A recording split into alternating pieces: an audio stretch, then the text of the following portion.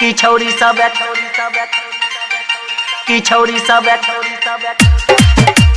करे छे नादानी की छौरी सब करे छे नादानी।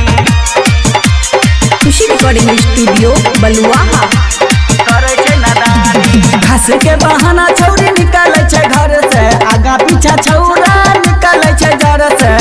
जब से चढ़ले कलजुग के जवानी की छौरी सब करे छे नादानी। फुसुर फुसुर करे गाँव के जनानी की छौरी सब करे छे नादानी।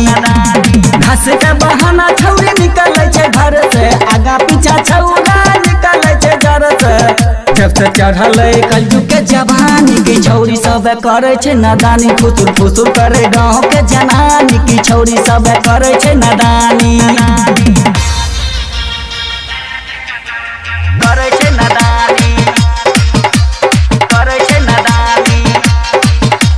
डीजे सुमित सतीश की छौरी सब करे छे नादानी। 16 बरस में ता अपन इज्जत डुबाबै छे, अपन इज्जत डुबाबै छे।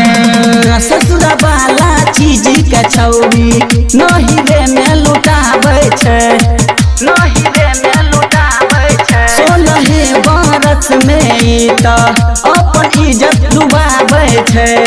ससुरा वाला चीज के छौरिया नहीं रे में लुटाबै छे।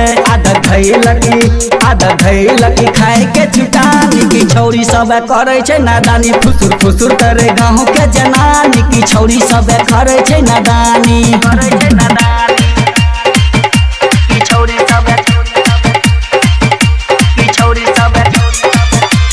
खुशी रिकॉर्डिंग स्टूडियो बलुआहा करे छे नादानी। गाँव समाज के लोग सब देख के रहे छे परेशान रे, रहे छे परेशान रे।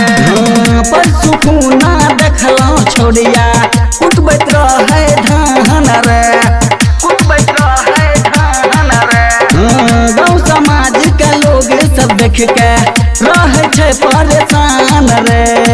पर सुकूना देखलौ छोड़िया कुटबैत रहे धान रे। संतोषा जनई सुनाबै कहानी की छौरी सब करे छे नादानी। फुसुर फुसुर करे गाँव के जनानी की छौरी सब करे छे नादानी। घास के बहाना छौरी निकाले छे घर से, आगा पीछा छौरा निकाले छे घर से। जब से चढ़ले कलजुग के जवानी की छौरी सब करे छे नादानी। फुसुर फुसुर करे गाँव के जनानी की छौरी सब करे छे नादानी।